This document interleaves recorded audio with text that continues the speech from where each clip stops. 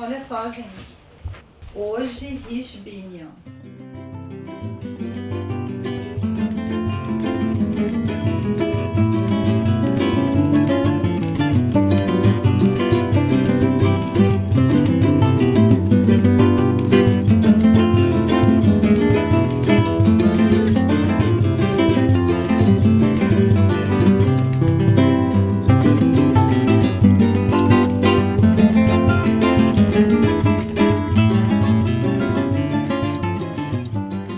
Eu conheci a história do Roman Rich a partir do teatro, porque a gente estava fazendo uma performance de teatro na Casa das Artes Regina Simones, e ao final da performance, a neta dele, a Anne, chegou pra gente e disse: olha, eu quero levar vocês num lugar que eu acho que vocês não conhecem.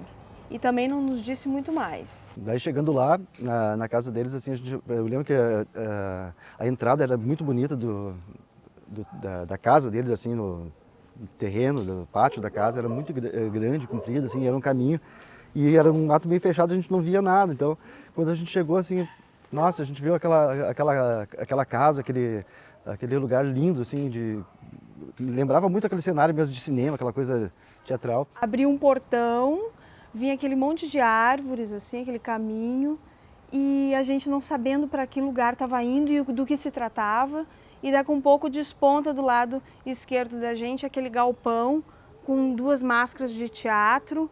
E aí que ela começa a contar pra gente: olha, eu tenho um avô, Roman Rich, que fazia teatro, não sei o quê. E aquele mundo desaba na nossa frente, ou melhor, se ergue na nossa frente, né? E vem essa história maravilhosa à tona de um grupo que já veio da Alemanha, né? E ele continua esse legado aqui na nossa cidade. E de repente a gente estava dentro desse universo sem mesmo saber como e o que é que estava acontecendo. Pra gente era tão comum aquele ateliê, a gente estava acostumada a ver aquilo desde criança. Para nós era só móveis, só ainda a estrutura que estava ali e as lembranças. Eu não tinha dimensão da importância que isso tinha tido para muitas pessoas. E quando eu convidei alguns atores daqui de Santa Cruz para irem conhecer o ateliê, eu pensei, não, vou mostrar alguma coisa que talvez eles fossem achar interessante. Mas nem me passou pela cabeça 1/10 do efeito que surtiu. Quando ela abre aquele lugar, é como realmente se fosse um filme, porque range a porta, é totalmente clichê. Tem teia de aranha, tem todas aquelas sensações do tempo, né, do passado, assim.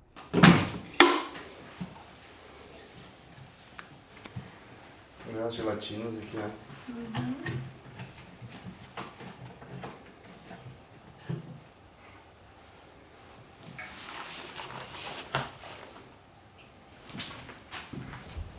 Para mim era um quarto cheio de coisas que pertenciam a uma pessoa que eu nunca nem tinha conhecido. Então são só coisas, para mim eram só coisas e histórias que foram me contadas ao longo do tempo. Quando tu é muito pequeno, quando tem 5 anos, tu não consegue entender a dimensão disso daí. E aí? Aqui, ó, um cartaz do Richbini, Teatro São Pedro, Porto Alegre. Os diversos lugares por onde eles passaram. Tem jornal alemão, tem jornal daqui do Brasil, tem jornal, eu vi um antes do Chile, dos lugares, isso vai documentando os lugares por onde eles passaram. Se eles iam para o Chile, eles colocavam a programação do Chile aqui. Mas a turnê ia todo esse calhamaço de cartazes, aí por onde passava mudava. Não era só o Rio Grande do Sul, era Rio Grande do Sul até Paraná, até onde tinha cultura alemã eles iam, até onde tinha.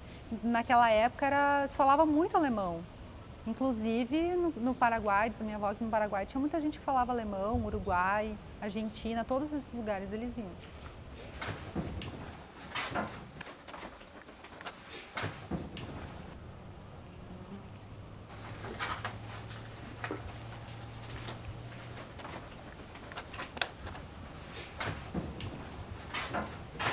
Eu não participei dessa época, né? Tudo que eu sei, alguém me contou.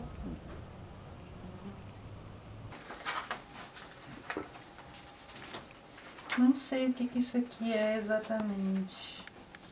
As histórias vão vindo conforme tu vai tocando no assunto, as memórias vão aparecendo.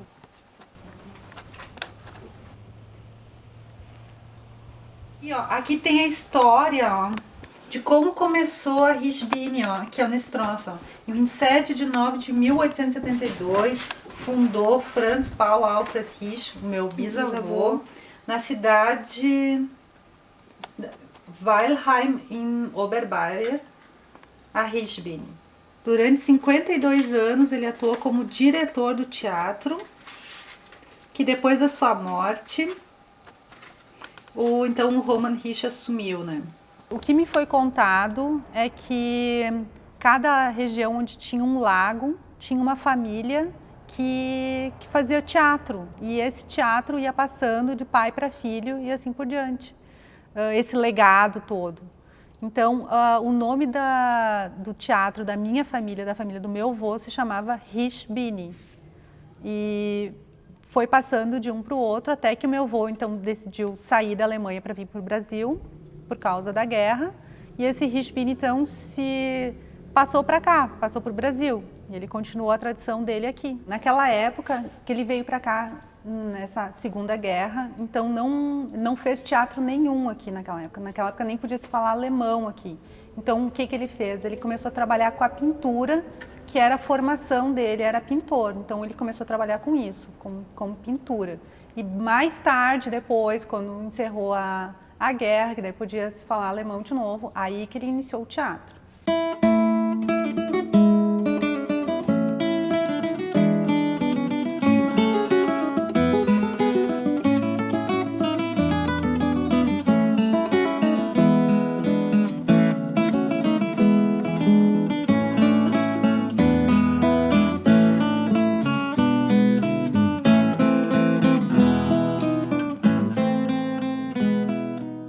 O que ele adorava mesmo, ele gostava muito de ir para a Alemanha para contratar os artistas. Ele ficava quase que um mês lá. Achar um, achar outro, ver se combina, né? Naquela época, a Anne, pai, ia para lá de navio. Todo mundo voltava de navio. Aí, no navio, ele já começava assim, a ensaiar as peças. Então ele contratava todas as pessoas por um determinado tempo. Olha, a gente vai apresentar.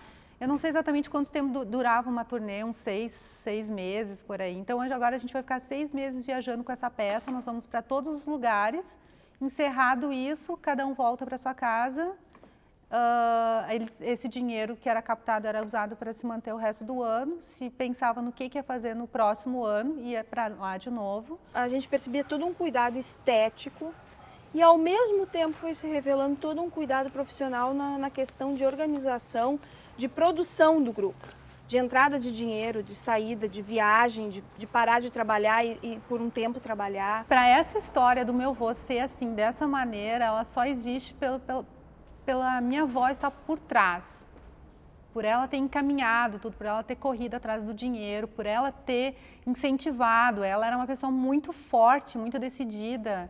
Era realmente uma pessoa muito à frente, uma mulher muito à frente do tempo dela. Enquanto as outras mulheres usavam saia, ela estava de calça e bombacha, dirigindo automóvel.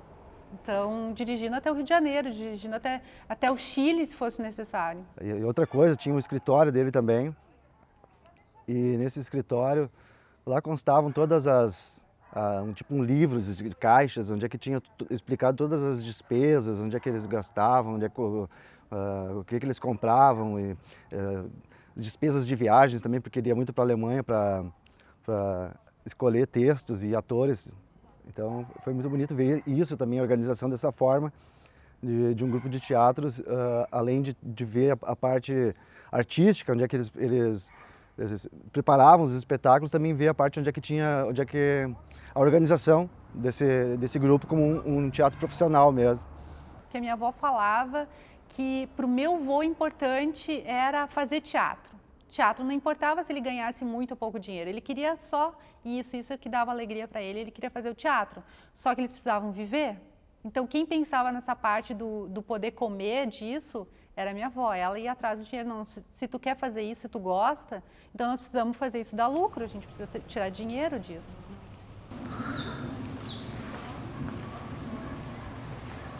Esses cenários que são os panos de fundo, o que sempre me foi dito é que ele pintava todos eles ele pintava com fundos da Baviera, fundos que ele já tinha visto de lá.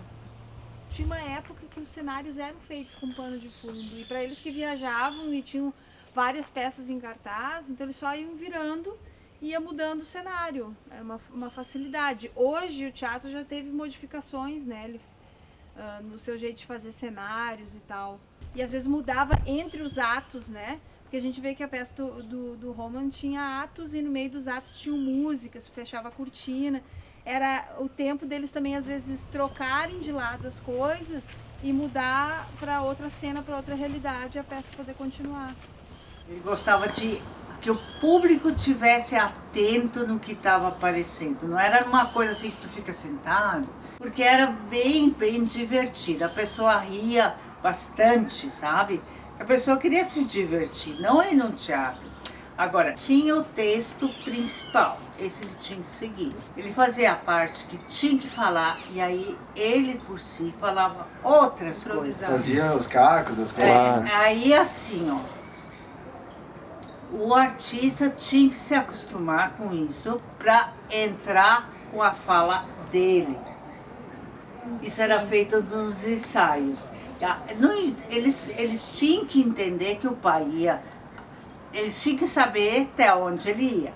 Depois aquelas coisas que ele falava por fora, ele animava mais o público. Ele era um cara super brincalhão, pelo que eu já ouvi falar das outras pessoas. Ele não podia ver uma câmera na frente dele, que ele já estava fazendo uma palhaçada, já estava fazendo uma brincadeira, uma cara, uma careta, uma brincadeira com cabelo, uma coisa assim. E ele adorava se caracterizar. O que eu escutei, o que ele mais gostava é se maquiar e ficavam um tempo se maquiando, se fantasiando. O que ele mais gostava era parecer com outra pessoa, botar uma barba, botar um cabelo, adicionar alguma coisa. A graça para ele era se fantasiar numa outra pessoa.